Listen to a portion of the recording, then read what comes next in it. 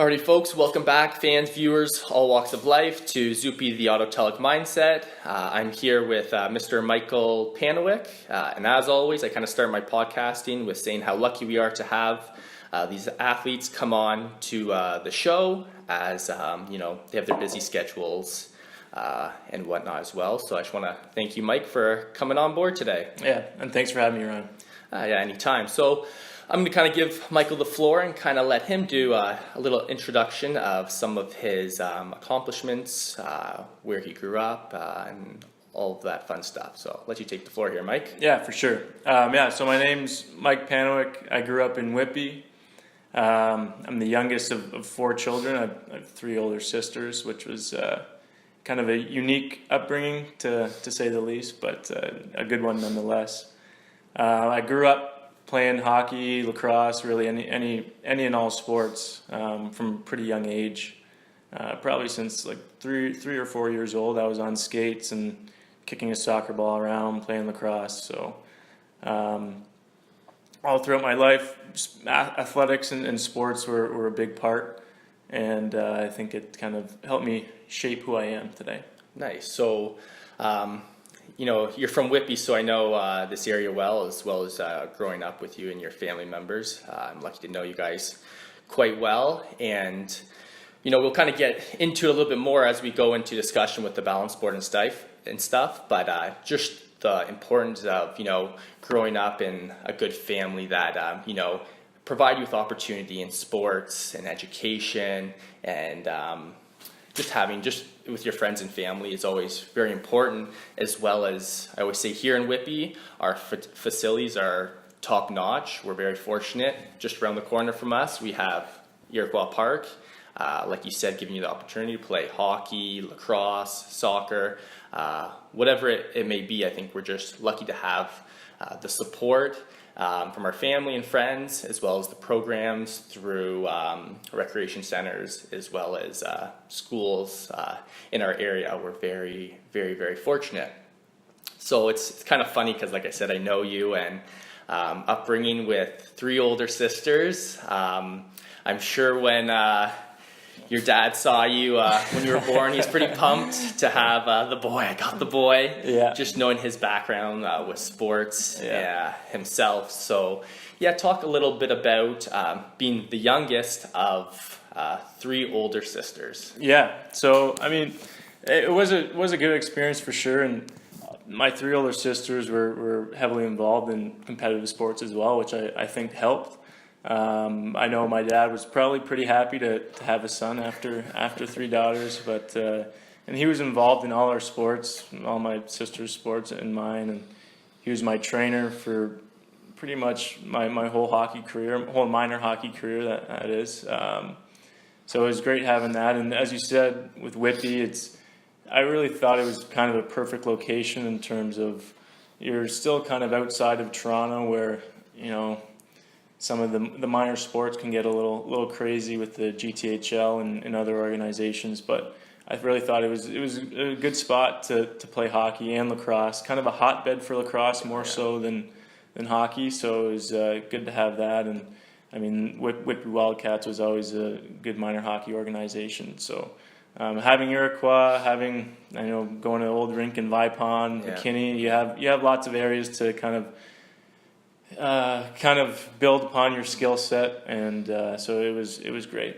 Oh, that's awesome. It's funny you say hotbed for lacrosse, because I just recently had on Adrian Sarketti, and he kind of talked a lot about that. So you kind of falling in the lacrosse realm as well. Yeah. Going back to, like I said, I know your sisters too, and having older sisters, being the youngest, but let's kind of rave about them. You have your oldest sister, Laura Panowyk. Yeah. She graduated as a medical optometrist. Yep. So she's practicing that right now, which is a big accomplishment. So I think looking up to that older sister and her kind of, I think, paving the way, not necessarily in her athletics, but just in her time commitment to education and achieving her goals, I think is awesome. And then we move down the line to Anne-Marie. Knowing Anne-Marie, she's just an ambitious individual, and I'd say everything she kind of does. and she's in practicing right now, and she's in the realm of health and wellness, which I've had many good conversations with her. And then, kind of last but not least, Catherine, known as Kit Kat, or now Kitty in the City. She's, very three different sisters, and KP or Kit Kat as we call her, just happy-go-lucky and kind of very optimistic and very full of life. To her approach in her education and her career. So I think from the three of them, like I said, they were involved in athletics, but now they're into their careers. I think there's a lot of inspiration and motivation. I'm sure you kind of get from them as well through those kind of things. Yeah, definitely. And I think in each of their own ways, they're good role models for me, and they're definitely all unique individuals. And I think that kind of ties back to my parents and how they raised us and really let us go after what our ambitions are. So it's cool to see how their lives have progressed. Laura being a doctor, Emery in health and wellness, and Catherine in an HR function. And so it's awesome to see, and I'm really proud of them all. Nice. I can see that. So let's get into this. Just going back, we'll focus on kind of your sport career. Like we were saying, you started with Whitby Wildcats and hockey, and Whitby Warriors in lacrosse. So far, the two people I've had on my podcast, Cleta Zupanzik and Adrian Sarketti, we've both touched on playing two sports, being a multi-sport athlete, and having to come down to kind of choosing one over the other has kind of been like the theme.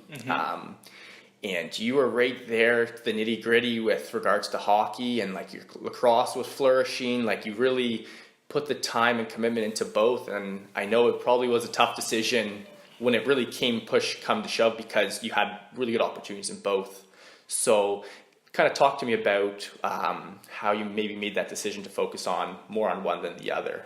Yeah, for sure. And first of all, I think it's really important that kids nowadays especially be exposed to multiple sports, as you're saying, and really at an early age if you just are focusing on lacrosse or hockey or whatever sport, you'd probably end up getting burnt out or not enjoying it as much as you would have if you've tried different sports throughout the different seasons. So I think hockey and lacrosse are complementary. I know you still work different muscles and everything, but in terms of awareness and game sense, I think there's a lot of synergy between those two sports. But coming into the decision of playing hockey or lacrosse, it was a very tough decision and one I had to make. And I did that after my draft year. So the summer of 10th grade, I kind of decided to focus on hockey, which may have seemed counterintuitive at the time because I wasn't drafted in the OHL, but I always kind of had a greater passion for hockey, and I decided to go that route. Nice, and I could only imagine how tough it was. Where you said 10th grade, where I'm sure some of the attraction for lacrosse with regards to schools were starting to come with Team Ontario and stuff like that. So, like I always said, when you go with your gut feeling and what you're passionate about, it's usually kind of the best decision in the end. Obviously, we're going to have our ups and downs, but when you go with your gut and kind of listen to that, I think it's always the best, always comes out the best way. So, definitely. Kind of going back, like you said, 10th grade was your draft year for the OHL, Ontario Hockey League. Growing up playing hockey, you're always on the AAA team. Lucky enough, my brother played with you, and I got to watch a handful of your games. And for you guys who don't know Mike, he was always top in point production. He was part of the leadership of the team with regards to captains. So kind of walk us through that day where I'm sure you had expectations. Obviously with the draft, we kind of know enough that you never know what's going to happen. And this is kind of a testament to what happened to you, that obviously getting undrafted, you just really don't know. So kind of walk us through that day, maybe sitting down at your computer, watching the draft. What were your expectations? What were your feelings? and then ultimately coming down to not seeing your name, how you kind of felt with that. Yeah, for sure. And that day in particular was pretty tough, and the weekend in general, because the OHL draft that year fell in the same weekend as a Ontario U16 or U17 weekend. So I was away at basically a showcase type tournament with all my peers during draft day, and majority of those guys got drafted at some point, and there was only a select few of us who weren't picked. And it was the type of tournament where you'd stay overnight with a roommate. So you weren't with your family, you were with a bunch of peers, and everyone's either super excited or super bummed out. So the draft day itself was a little tough. I mean, I did talk to a few teams, and I was expecting to get picked, and it just didn't come. And obviously during the day, I was really bummed out about it. And then, going back to my decision whether to stick to hockey or lacrosse or not, I mean, I had a few people call me, people who were in the same position as I were a couple years back, and just say, it's not the end of the road. Yeah. So the decision between hockey and lacrosse was tough, but I think not getting drafted probably pushed me towards hockey more. I think I was more passionate about it, but that gave me motivation to kind of prove everyone wrong, that I am a good enough hockey player to make the next level, whatever that is. Mm-hmm. So that's kind of what really, I think, pushed me towards hockey. Nice. And like we kind of talked before, like this story is so common, whether it's hockey, lacrosse, baseball, soccer, whatever it may be, of, this whole draft, this process of getting drafted, it happens all the time. And like you said, it's sometimes just unpredictable, and it's really out of our control.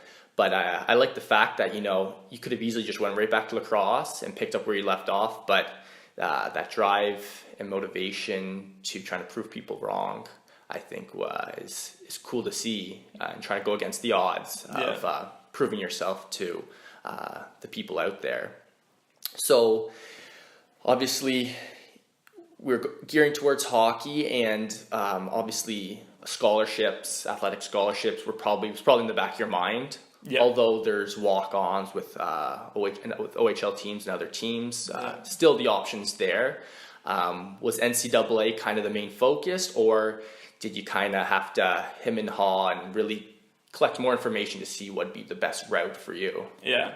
Well, I think soon after the draft happened, I mean, a common response is, "Oh, I'm going NCAA anyways," all that kind of stuff. But you're really uncertain, and that time period, say from 11th grade until maybe 1 year out of school, 2 years out of school, is kind of a really tumultuous time, because there is a lot of uncertainty. Mm-hmm. If you don't get drafted in the OHL, you might not get a scholarship until you're 19, 20 years old. So there's a lot of uncertainty, and I always said that, I'm going to go NCAA, and that was my major goal.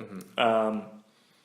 And so after my minor midget year, I went to prep school, which really exposed me more to NCAA hockey, not in terms of recruitment, but seeing different schools, seeing different games and the atmosphere there.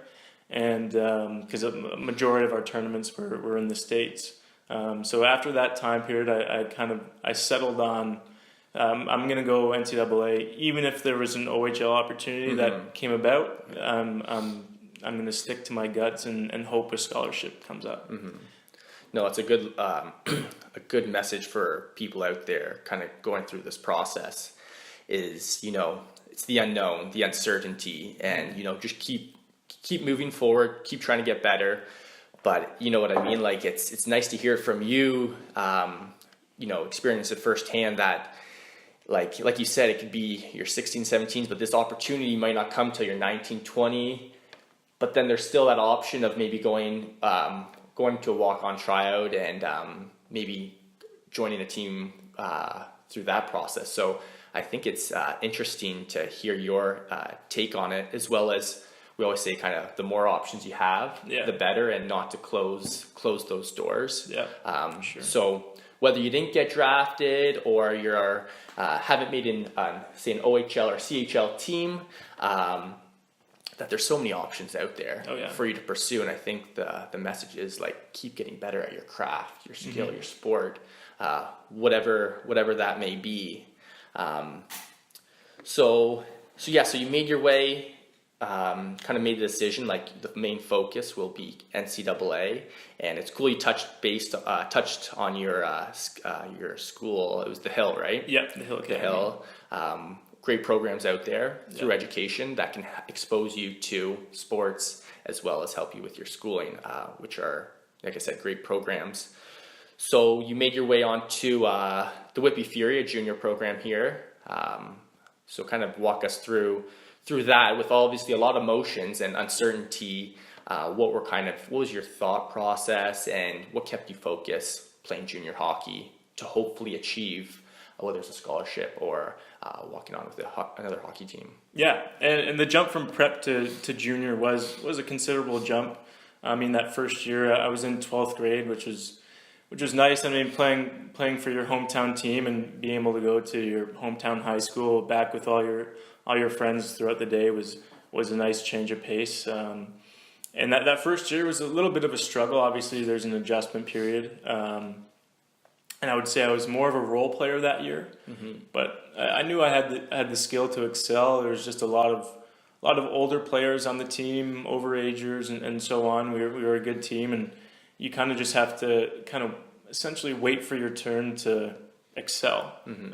So after that first year, I mean, we got knocked out of the first round of playoffs. I always went to either train like a pro or elite training systems down at Iroquois. So I had a big summer of training to really try to go in with a bang at the start of my second year of junior. And that year I was fortunate enough to have a hot start. Our team was good. I had two great line mates. And then things were kind of snowballing at that point. And, I had a good start to the year. I was fortunate enough to make Team Canada East for the World Junior A Challenge. And kind of throughout that time period, the first 2 months, that was the first time I was getting sniffs from college coaches. And, I had a good tournament for the World Junior A Challenge, came back, was still playing well, and that's when the college coaches were really starting to make further connections. So, I mean, it really is all timing, and I was fortunate enough that it happened my second year of junior. But, everyone's narrative is different. Yeah. Some guys, as we said, it could be your third or fourth year junior. You happen to have a really good year and kind of things fall in line.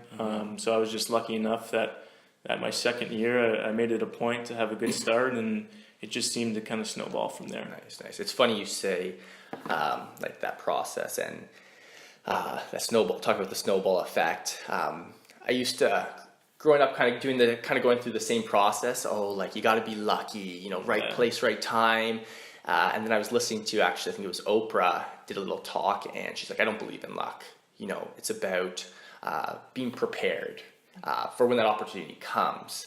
And like you said, after that first season, you hit the gym and you were trying to prepare yourself for that opportunity. Right. And like you said, your team was good and you had an opportunity to, play with some certain players. But I think it's not so much luck, but preparing yourself for when that opportunity comes and kind of rise into the occasion.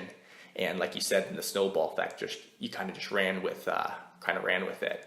So that's cool. You kind of bring that up. And then, so talk about, Team Canada East, you got to represent Canada. Yeah. Like, as any athlete, to put on the Canada jersey, it doesn't matter what level, is obviously a great accomplishment in itself. Tell us a little bit about that, where it was, maybe some of the players you played with, and it obviously took your game to the next level. I can only imagine. Yeah, for sure. It was in Yarmouth, Nova Scotia, and it's a pretty interesting tournament. There's a Team Canada East team, which is comprised of the junior leagues. I'm pretty sure from Ontario all the way out east, and then there's a Team Canada West team. I'm pretty sure Russia brings their like U18 team, so you play against top level talent. The U.S. team is comprised of USHL players, so it's a really strong tournament. The fans there, I mean, I think in the Maritimes, they take their junior hockey really seriously. So it was always packed every game. It was really cool to wear the Team Canada jersey, especially. I kind of look at it as from the time where I was trying out for the Ontario junior team to not making that team, or not making the team, not being drafted even, to going fast forwarding a couple of years to having the opportunity to wear a Team Canada jersey for hockey. It was a pretty special moment. I had my parents there and everything, so it was a time to look back on and really cherish. And I think it did help me, be highlighted as one of the, at least in the OJHL, one of the better players for college coaches, which I think helped me make that next step. Of course, yeah. So I'm trying to actually backtrack. So I just was thinking here, because this year I'm coaching Bantam AAA team. Yep. And obviously Bantam AAA, the following years are minor midget for draft year. But I just wanted your opinion and kind of take, because I know some of the athletes as well as the parents listening here could get some feedback on it, because it's been kind of a little bit of topic in the dressing room and meetings, is I want to talk about a little bit about agents and advisors. Okay. So, and we'll get, as we're moving here, we're going to get into your college career, and can be important to have an agent. Yep. Or as we call them, starting off, just an advisor. Right. Give some of the parents and players that are making their way up, Bantam to minor midget, the importance of having one, when you should get one, if you should get one, and what's just your opinion on that as you kind of made your way up the ranks. Okay, yeah, I can give my story on this, essentially. I mean, everyone's story is different, and every player is different, whether they might be a top-rated prospect and several agents are coming to them, if they're going to be a sure OHL player. But I never had an agent or advisor in minor hockey. Maybe it would have helped for me to get drafted. Maybe not. You're not. I don't really know. I can't really speculate on that. I think if you're maybe like a bubble player that might get drafted, might not. I don't think it's crucial. The advisor agent is not gonna. They're not gonna have enough pull to get you on a team, regardless of who you are, who they are. So I didn't have an agent up until my second year of junior, actually. Or at this point, it's considered an advisor. And this advisor, at that point, I knew I wanted to have a good year, and so I knew, NCAA options might be around if there are. So I wanted someone to, maybe cultivate those relationships a little bit and advise me of maybe what particular schools are strong in what areas, what conferences are the best, and so on. So, and this guy really helped me out. I mean, ultimately I made a decision to go where I went, but he kind of parsed through all the details and everything. So he helped me out at that point, and then, but I don't think it's essential. I think it can help for sure. Yeah. But in minor hockey, like maybe minor midget, get one at the later parts. But I don't think it's truly essential. Yeah. Because I know if your coaches can talk to OHL scouts and everything like that, so it's I don't think it's essential, but it can be beneficial in certain circumstances. In certain situations, for sure. So what Mike's really trying to say, like, you don't get too worked up about it, and stuck up on it. Just because this guy's doing this doesn't mean it's good for you. Yeah, right. Exactly. And like you said, everybody has their own situation, and whatnot. So that's great feedback for those parents and players that are making their way up through the process of getting drafted or getting athletic scholarships. Mm-hmm. So yeah, let's get. I'm excited to hear a little bit about your NCAA career. So tell us a little bit about it was Colgate you went to. A little bit of their early interaction and maybe why you chose that school, and then from there we'll get right into playing NCAA hockey. Yeah, definitely. So around, I think would have been November, my first contact with Colgate. It was assistant coach. I guess he came to watch a couple games, and eventually had a brief conversation with him. And after a few phone interactions, I went on a visit there. And at the same point, I was also touring some other schools. But I went to Colgate. The campus was beautiful, and I really liked their recruiting process of they really bring any recruit in, and then take them to the team meals, and everyone was super friendly. All the current players there, which I found to be somewhat different on other visits I went to. So I immediately felt at home. It is a very good school in terms of your education, and that was one aspect I was kind of looking at. I not only I wanted to play good hockey, but I wanted to go to a good school, and this offered best of both worlds. So yeah, and then eventually, I think it might have been January or February, I had the option to commit there for the following year, which was also nice because I had some other offers that were maybe the year after that. So it was the next season I would be going, which ultimately was my goal. And in some cases that's a good goal, and sometimes you're ready for it, which I felt like I was. And sometimes guys might not be ready to make that next step, in another year of junior might be more beneficial for their hockey career. But yeah, so that was kind of the process of me getting to Colgate. So I think it's the importance of finding a program that fits your personality, the things you like, is very important. Not to, like you said, just jump right into to a school because of maybe the name behind it. Trying to find the best fit through education, through the team itself, and then through the community as well. Like you said, feeling at home, I think is very important. I think that can help you in all aspects flourish: education, sports, and having a good social life. I think it's important to do your homework, and like you said, the advisors there to kind of help you and guide you make the best decision for you, which I think is very, very important. Yeah, definitely. So we're going to kind of now we're more sports specific here, and actually playing the atmosphere, the games you played in,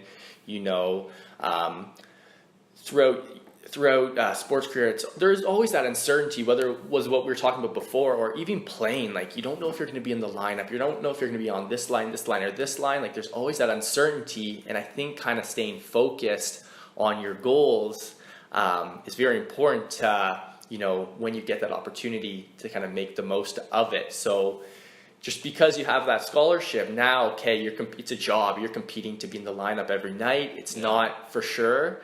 So talk about your earlier years and then into your later years, how your role kind of changed throughout, and how you developed as a student athlete. Yeah, definitely. So your first year can be a little bit of a shock. You go from being the top dog on your junior team to your college team, which there's 16, 18 other guys on scholarships who are also in the same boat as you. So that's another big jump, I would say. The jump from minor hockey to junior, and junior to college. It's a considerable jump, and in addition to guys being older.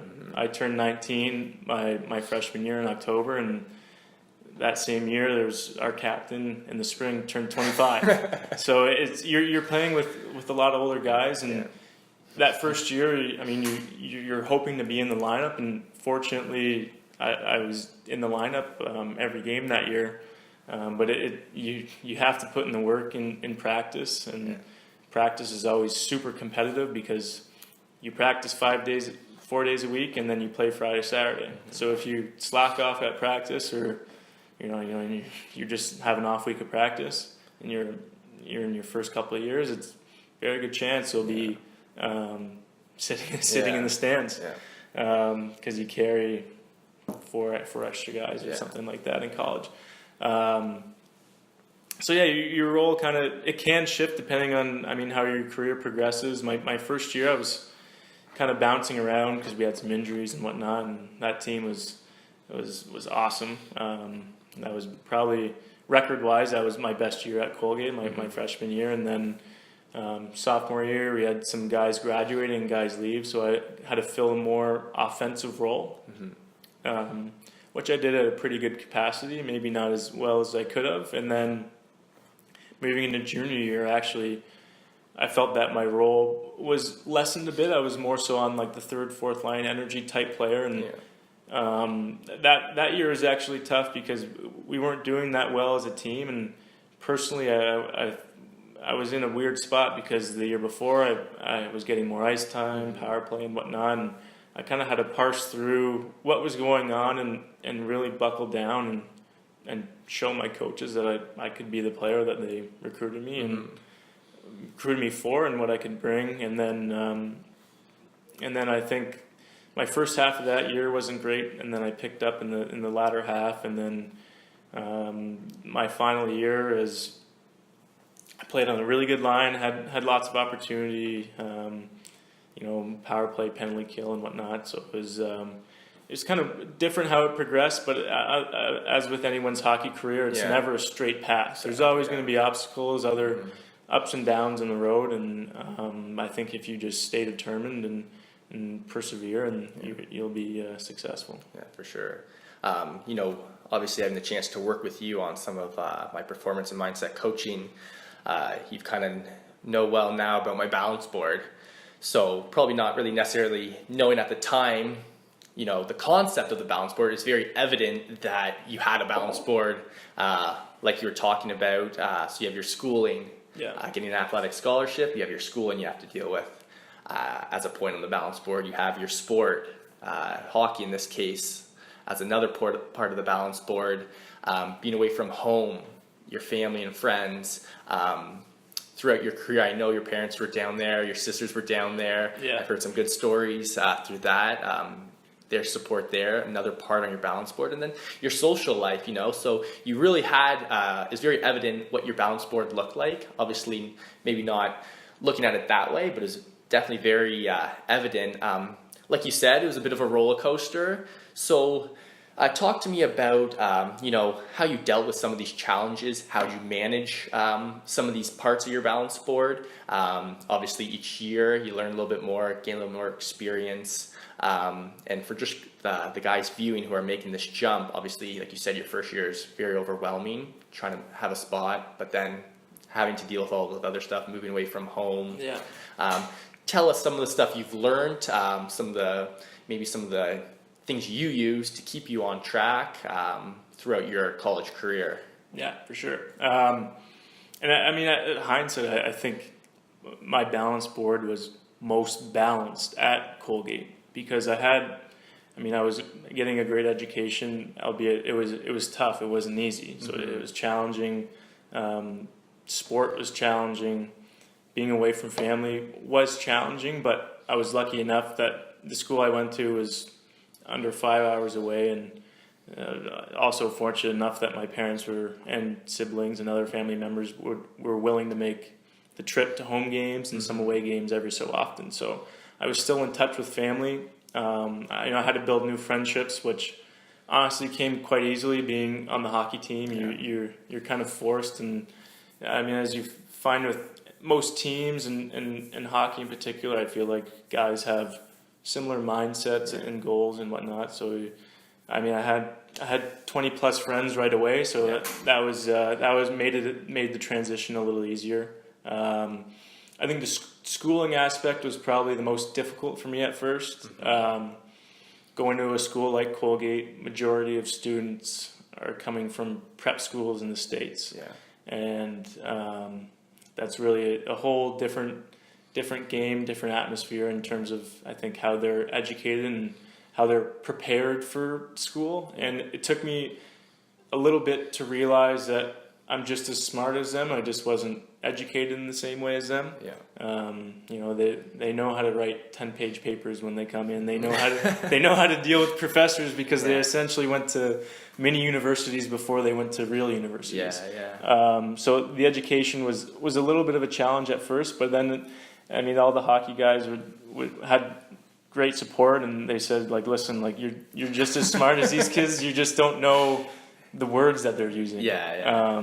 So there was a bit of an adjustment period at that point. And there's like some different challenges, obviously being away from home, and you miss family events and things like that, and events that your friends are having, and you see it on Instagram, Snapchat. But I think I think I had a good supportive team at Colgate, and was able to build some really strong friendships there, which helped. Yeah, it's funny saying it was your best year, but you kept saying challenging your way from home, and I think that kind of brings the best out in you. Yeah. Whenever there's a challenge, like you're up for it. Yeah. Whereas if it was too easy, maybe you wouldn't have done as well. Yeah. You know what I mean? Yeah. So hearing you talk, I think that's something that allows you to excel. It's having a challenge in front of you, and if there isn't a challenge, I'm sure you create a challenge for yourself, whether it's setting a goal and accomplishing something. So it's cool to say it's your best year,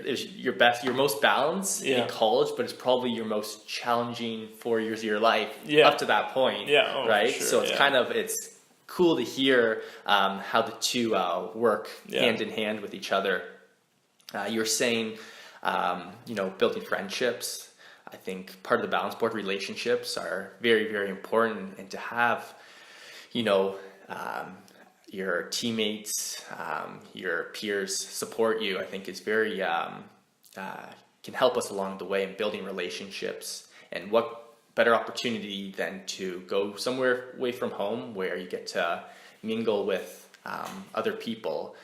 So tell me about some of these relationships you've kind of formed and the importance of them as you've progressed through your career. Yeah, definitely. And I mean, as I said, like ultimately you go to school, and then on the hockey team, for the most part, you have 20 plus friends, and then your network just expands. I mean, you obviously meet non-athletes and athletes on other teams. But I think like going to different events, whether it's not just going to hockey practice, doing homework and going to bed, going to different events where you're meeting different people, and kind of building your network is really beneficial, especially for next steps, whether you play professional hockey or professional sports for a year, a couple of years, and then transition to the real world. Yeah, for sure. Those relationships that you cultivate during your college years and beyond, and really any point in your life will matter a lot. And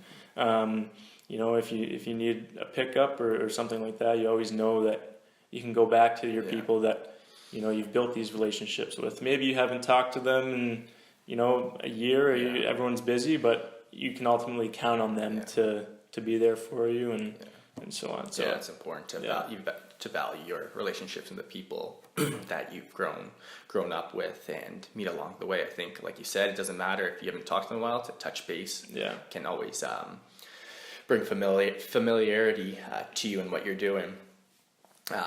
So playing through Colgate, as you made your way up, you eventually became you're part of the leadership group as one of the captains. And growing up with you, your personality, you're a little more reserved, I think, and you're more lead by example kind of guy. Yeah. And then working with you and kind of talking about your experiences you had as team captain and leading chants, talking with guys, and getting the team going. Your leadership and the way you lead, I think has changed a little bit, or you've learned more, or you've become more confident with your leadership abilities. So talk to us about your leadership role. Like what does that mean, and the different ways you've kind of gone about leading a team. I know it started in minor hockey, but talk about that for us. Yeah. So my senior year, I was elected one of two captains. My freshman year, roommate and I were both captains, which was awesome. We could go through everything kind of together. And I am typically a more reserved guy, more lead by example. Especially I knew if I had a C on my jersey, I couldn't take a game off. Yeah. So I took the mentality of leading by example, but I was also going back to the challenge where I knew I couldn't just be the same reserved guy anymore, and I needed, if things were going wrong and I could see it, I needed to be more vocal. And that stemmed from maybe like some pregame speech or chant, or post-game if we didn't do something right in particular like that, bringing it aware and make sure everyone is not okay with it so we can move forward. And that was quite honestly a little bit of a challenge for me, but I think in the long run it was beneficial for my personal development. Yeah. Being comfortable talking in front of a group of people where maybe, you're not really conversing, but you have to give a speech. Yeah. So I think in those different areas, I think it really pushed me, and I'm glad I had the opportunity to do so, because it really kind of expanded my skill set. Nice. Yeah. There, once again, another challenge faced, and taking that on. So obviously, being part of a leadership group, you have different people.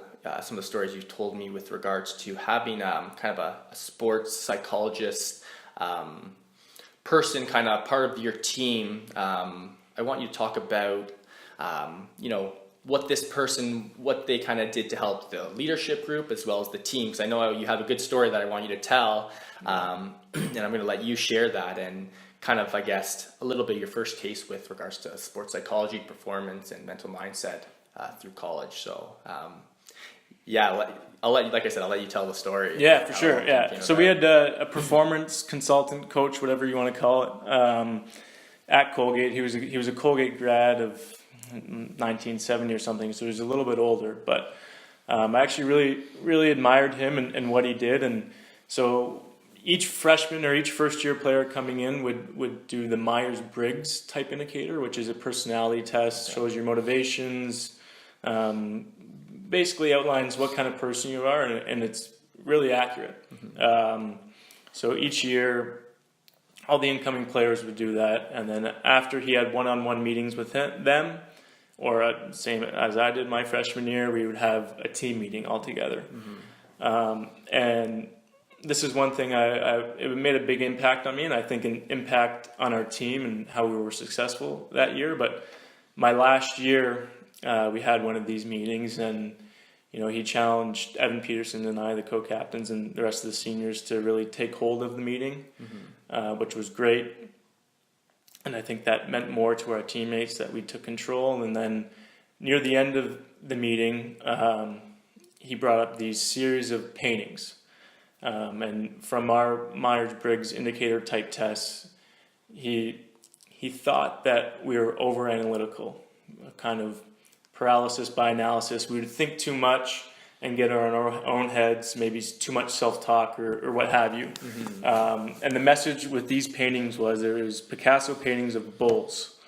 And over a series of time, Picasso painted the bull more simply. So very detailed bull painting with hair and horns and everything, to eventually, year by year, would get more simple to where there was only 5 lines symbolizing a bull on the painting or whatever. And then the message was, bulls in essence are simple. They see something, they see red and they go. And that was the message to our team, that we can't be thinking about all the possibilities, maybe all the bad possibilities. We just have to play.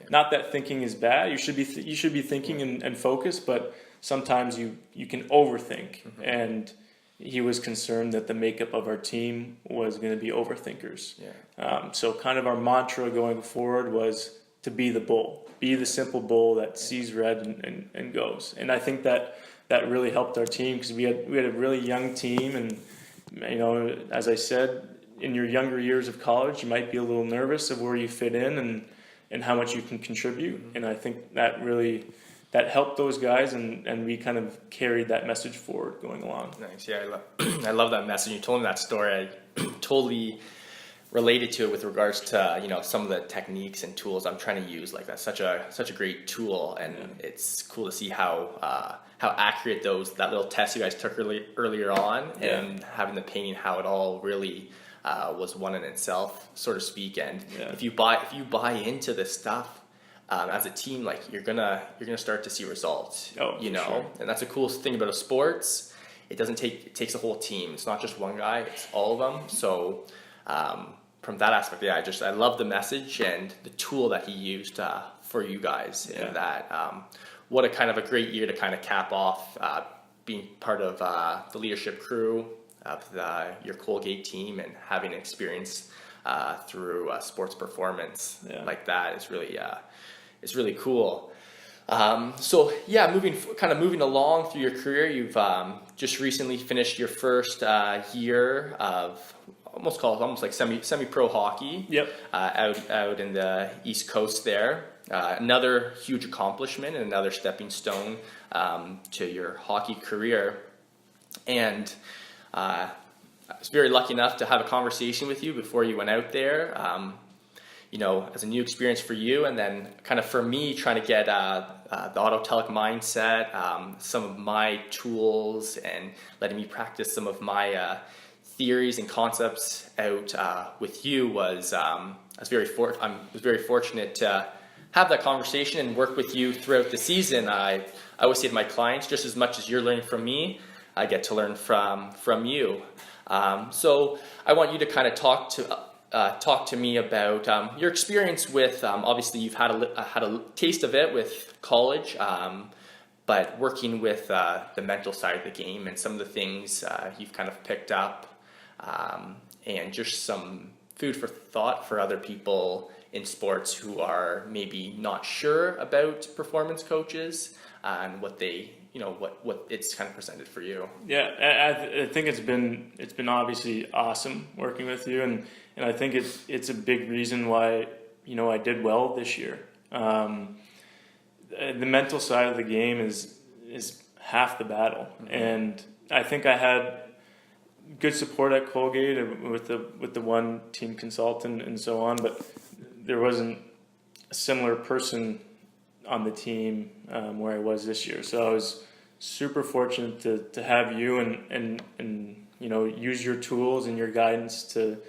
kind of keep me balanced. And obviously we can touch on a few of the tools that we used, or I used throughout the year that you provided. And if we can go back to the balance board, having someone to really keep you balanced, because in pro hockey you're living on your own. And this year I was far away from my family.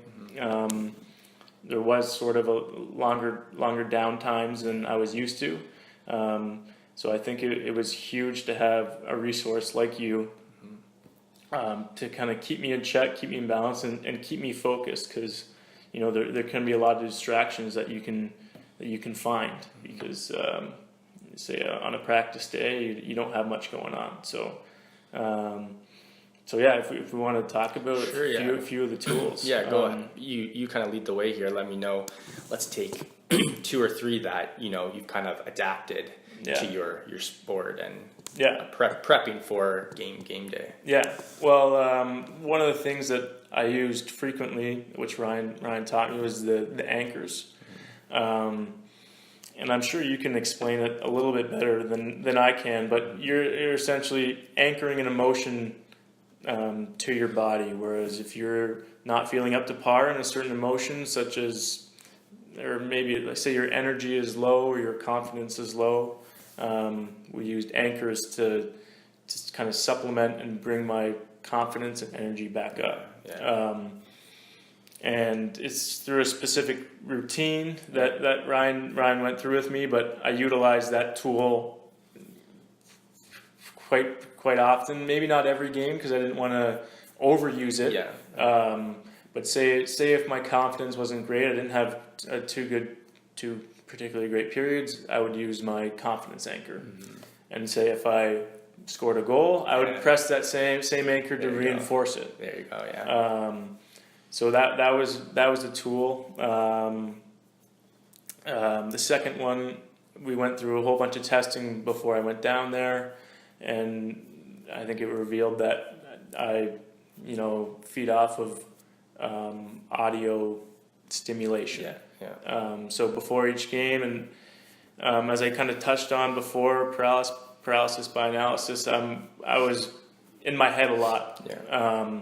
And what we did was establish a routine where if I would, maybe this is tied to confidence too, where I would repeat, I'm the best, while looking at a particular thing. And that would kind of sharpen me in focus, eliminate negative self-talk, and ultimately be focused for the game. And similar to if I was on the bench and then I want to reinforce that, I had a good shift, I would do the same thing. Yeah, it's I think one of my most popular tools. I love performing it and getting you into that state where you were most confident, you had the most energy, are always good feelings, Yeah. which I love. And kind of going back to this concept of uncertainty, I know throughout the season it was funny because like there were some highs and there were some lows and everything in between. A certain game particularly was probably I'd say probably one of the highlight of the season where I actually got a message from, it was my dad who was here watching with your dad. Mike just got a hat trick, game-winning goal in overtime, and I'm like, I was kind of sitting there with a big smile on my face, and I was just giving myself a little pat on the back. I'm like, I hope I had just a little bit to do with that. Obviously, it was all you're doing, but hopefully some of these techniques and things kind of paid off for that moment. Was very exciting for me, and I'm sure for you and your friends and family to see and hear about that. But just as the high was high, the next game, Mike gets hit with hit to the head with a concussion, ultimately it came down to getting a concussion. So he went from a really high point to the next day a really low point, and to me, as a mindset coach, was a challenge in itself to understand the way you were thinking of going from two extremes and once again trying to stay balanced, and the process of staying balanced and the mental side of things, because concussions are it's a very hot topic in sports. Yeah. So from my point of view, I got to learn a lot about that side of things, and we came up with different things to can't rush this obviously and still stay focused. You had the season you were actually, like you said, the snowball effect. You were starting to really come on, and then unfortunately this little incident happened, and it was a good character building moment, I think, for yourself as well as for me to learn these things. So yeah, some of the techniques, I'm glad they kind of rubbed off on you and we saw some success. Yeah, definitely. And then also another point throughout the season, which I just want to kind of touch base with, because it's in any sport, it happens where you're riding a good snowball effect, things are going well, and so quickly, a snap of a finger, that things can turn. And throughout the season, Mike had a family member pass away, which is never easy in anybody's life. And like I said, happens in all sports. It's just sometimes not talked about, or it may show up in your performance, whether it's good or not so good. As an audience, you don't know why this is happening. Yeah. But it's very good to reflect on, and to know, these players, it doesn't matter, like I said, it doesn't matter what sport, are always overcoming adversity in their own personal life. So Mike had to had to overcome another obstacle, another challenge. So maybe you can kind of just touch on it a little bit in how you kind of overcame this. Yeah, and that is the difficult part, and the nature with college hockey, pro hockey, is that it's very time demanding, and it's not flexible. It's not a regular job where you can just take time off and go home. If a certain family event happens, like a wedding or a death or anything like that. So, my nanny passed away in, I think it would have been early 2018. So actually, so still when I was at Colgate. And obviously I was devastated and wanted to be home for the funeral. And then, I figured that I would play the Friday night game, wake up really early Saturday, try to catch a flight home, and figure out how to get back for Saturday night. And ultimately, it was an unfortunate situation, but my flight got canceled. I was at the airport and everything, so I was devastated. And that's just being away from family and friends. You've made relationships at home is probably the hardest part. Especially when you're far away, where I was this year in Kansas City. You miss a lot of important things, which is hard, and I think it makes you appreciate the time you have at home even more, especially spending time with family. If you miss certain events, try to make up that time. But going back to close relationships, it means a lot if you have close teammates who know your situation and can make things a little bit better. Like in that situation with the death in the family, one of my teammates drove me at 3 a.m. to the airport and picked me up once my flight got canceled, and that's not something that everyone does. Yeah. So I was thankful enough to have that close of a friend that he would offer to do that. But it is tough. I mean, ultimately, you might not know that some of your teammates are going through those things.